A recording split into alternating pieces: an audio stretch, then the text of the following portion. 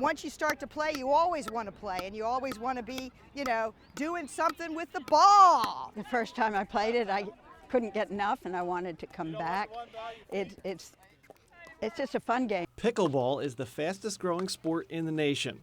A year ago, when I would talk to people, I was trying to raise money for a club right away, for windscreen and this kind of thing. People didn't know what pickleball was. Now everyone knows what pickleball is. The game's biggest fans, folks over 50. I'm 84 years old, soon to be 85 in September. I started playing when I was almost 80. 77. When I was 70, I went out to a volleyball tournament in Huntsman at Utah, and they were introducing pickleball. And so I gave it a try. Georgia is among many players that are hooked on this high-energy game that borrows from tennis, badminton, and ping pong. But despite its addictiveness, one question still remains. Where did it come from? Pickleball was originally discovered or found in 1965 by Senator Joel Pritchard of Washington State. And he came home after playing some golf with a friend of his, and the kids and the wives and other family members were looking for something to do.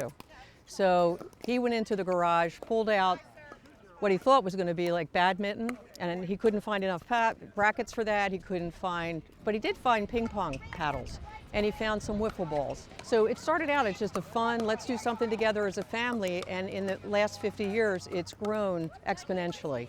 The First State Pickleball Club is proof of how popular this game has become.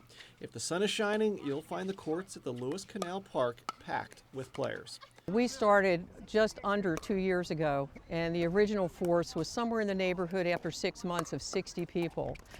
Today, we're over 300 people, and that just tells you the growth. The explosion of the game in Lewis isn't thanks to volunteer efforts by many devoted players. The pioneers are people like Butch Martin, Cheryl Martin, Georgia Bilger, June Fortney, Susan Brooker, and many people that are over in Maryland, Ocean Pines people, that were the early pioneers of getting pickleball into this state. And they went to many, many venues to ask if we could start playing pickleball there, and they were turned down repeatedly. Their persistency paid off, and Lewis has embraced the game, and now it's helping its residents stay active. We play, about 3-4 times a week typically, and have shown some dramatic results in terms of the numbers health-wise. The stories about how playing pickleball has affected players' health are even more astounding.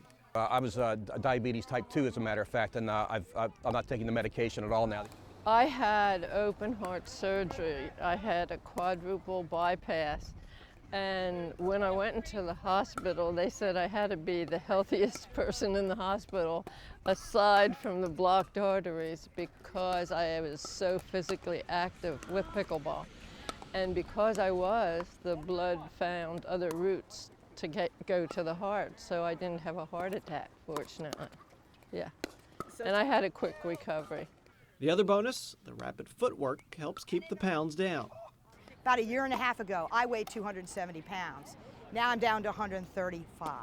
Learning how to play pickleball is pretty simple for both athletic and non-athletic types.